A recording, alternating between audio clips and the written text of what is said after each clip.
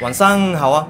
上一期我们就讲到云顶很多的那些灵异事件，很可能就是那些无辜的冤案造成的，所以今天就接下去再分享几个朋友亲身经历的灵异事件。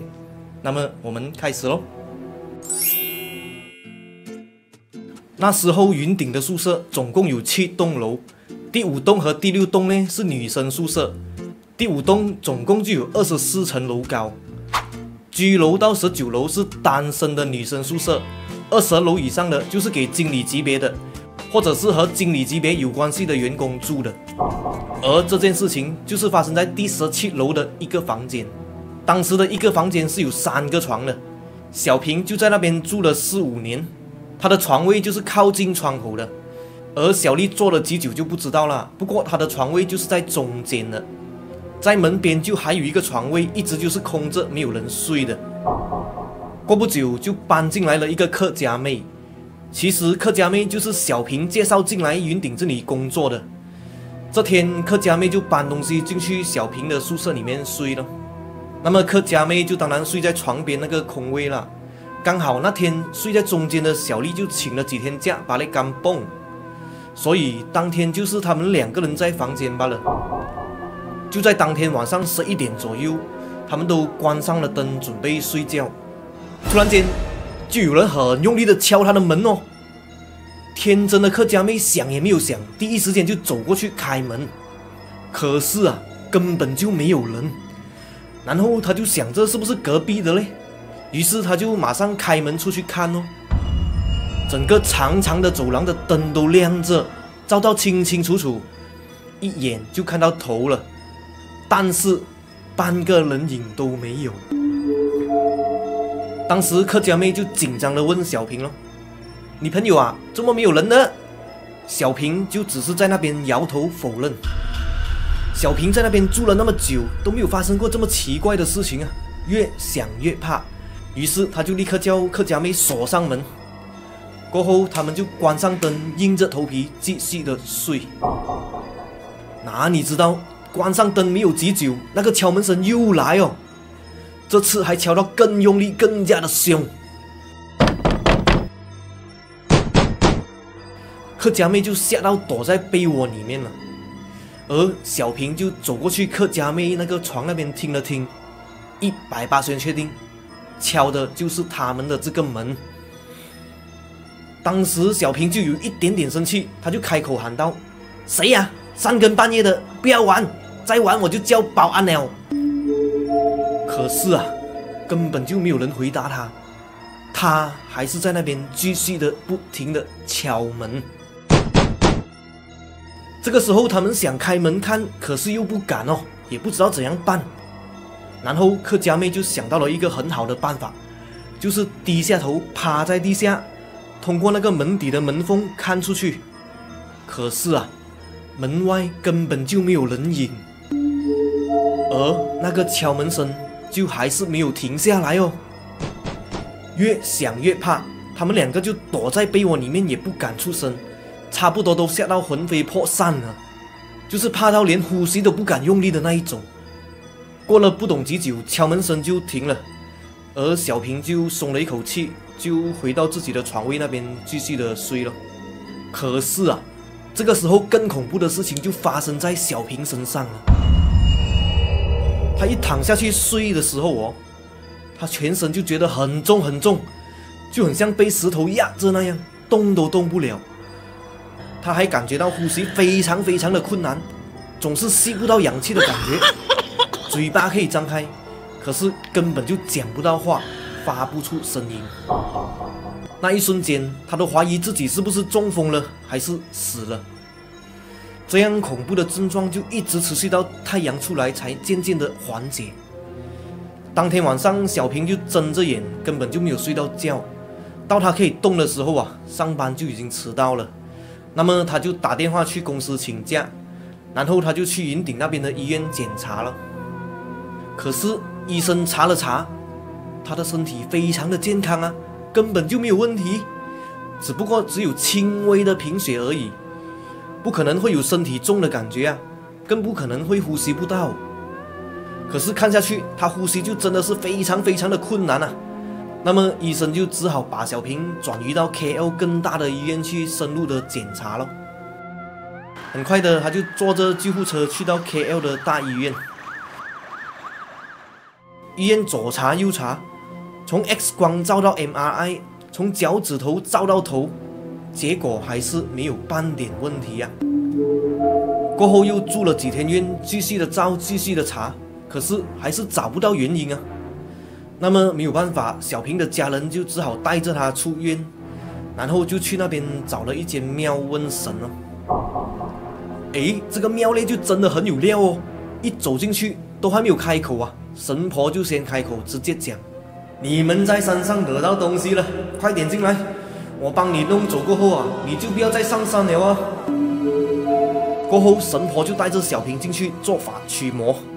神奇的就是法事一做完，小平那些呼吸困难的问题、很重的问题、讲不出话的问题，瞬间就消失了。虽然是好了，可是小平还是要上去做工啊。那么神婆就从他师傅那边就拿来了一道驱魔符，就要小平24小时带在身上。果然，从此他就没有再来了。所以啊，并不是讲平日不做亏心事，半夜敲门也不怕。就算没有做亏心事啊，半夜开门还是要小心啊。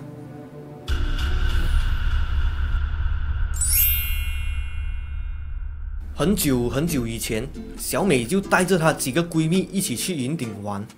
因为开车的那一个是第一次开车上云顶的，所以可能是开到不是很好，所以一到那边，小美就感觉到有一点晕车，就不是很舒服。所以当他们 check in 好了酒店过后，小美就讲她要先回去酒店休息一下，才跟他们出去逛街。可是她的闺蜜又太过兴奋，等不及哦，所以她几个闺蜜就先自己下去下面走了，就留小美一个人在房间哦。当时小美就有点不甘心，她就想着这么远来到这里，一个人在酒店睡觉也不好啊。于是她就想着先去冲一个凉休息一下，就去找他们了。这个时候奇怪的事情就发生了，她刚刚进去冲凉房的时候，就把衣服挂在上面，然后就转身准备过去关门了。这个时候 pop 的一声，那个厕所的门竟然自己关上了。当时小美就想着风这么大，想了想，外面的窗口也没有开啊，也不知道哪里来的风。更吓人的是，她看了看厕所的那个门，还竟然自己锁上了。当时小美已经吓到冒冷汗了，可是房间就只有她自己一个人啊，也不知道怎么办，也就只好假装镇定，当这没有事情发生，然后就快的冲凉，快的跑回床上休息了。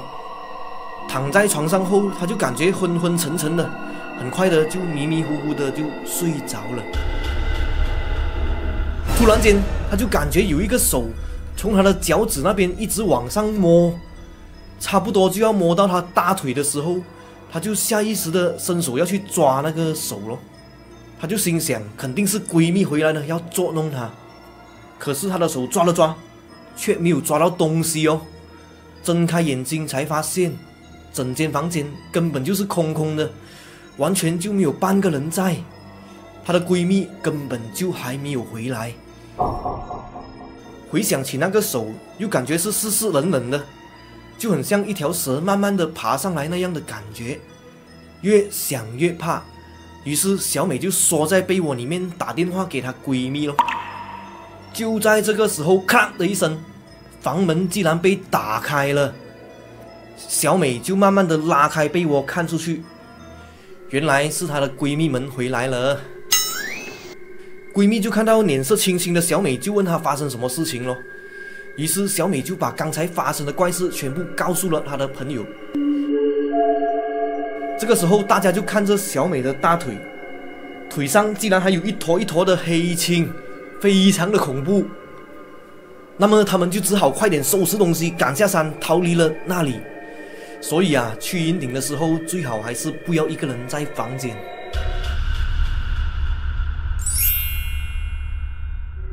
接下来的故事就是从一个云顶导游口中说出来的。有一次，导游就带着一团香港团去云顶玩，他们就还是习惯性的住7号楼。为什么呢？其实就是因为那边的房价特别的便宜，但是据说那边还发生过很多的跳楼案。这次他们住的房间就更加的恐怖，因为他们住的就是最高的第7层。据说跳楼的人基本上都是在这里出发的。当时有个客人，他的房间就是717，可是奇怪就奇怪在客人一走进房间的时候，马上就走回出来，然后喊着不远的导游要求要换房间。导游问他为什么，他也不讲，就是坚决的要换房。可是云顶的生意这么火爆，房间都是事先预定的，哪里有的换房啊？导游想了想，就和客人讲：这样啦，我的房间跟你换可以没有？我的房间是737，可不可以啊？客人就犹豫了一下，就同意了。于是他就拖着行李去导游的房间了。可是，一进去不到3秒，他突然又讲：算了，不要换了。客人一讲完，就转头走回去他那个717的房间那边了。据说717的客人去到那个房间后，只是把行李放在门口过后就走了。他其实根本就没有在房间里面，就连睡觉都是在外面的椅子上面睡的。就这样，一直到大家离开了云顶过后，那个客人就在巴士上告诉导游为什么他这么做。其实这个人是有阴阳眼的。他一打开717的门，就看到天花板上面有一个东西漂浮在风扇上面，他还低着头看着他，嘴角还微微的笑着，所以他才吓到要换房。结果一进到导游的737的房间一看，哎呀，那边更够力啊，里面竟然还挤了4个。一进去，那4个东西就转头过去盯着他看哦，那种感觉比717的还要恐怖10几倍啊！所以他哪里敢换房？幸亏大家进去的时候都有听导游的提醒，就是进去的时候先敲门，然后侧身的进去，所以在里面的那些住户才没有为难他们。所以进这些酒店门的时候还是要先敲门比较好，然后进到去的时候也要礼貌性的说一声打扰了。试想一下，如果有一个人他在房间里面休息，突然砰的一声开门进去吓到他，又没有礼貌，吓到人都生气了，何况是鬼？你吓到他，那么他是不是会吓回你啊？所以还是要好好的先打招呼比较好啦。今天就讲到这里了。如果你们也有听过其他的云顶的这些灵异事件，记得留言告诉我最后麻烦大家点个免费的赞支持。还没有订阅的朋友记得点下那个红色的按钮拜拜，我们下期见。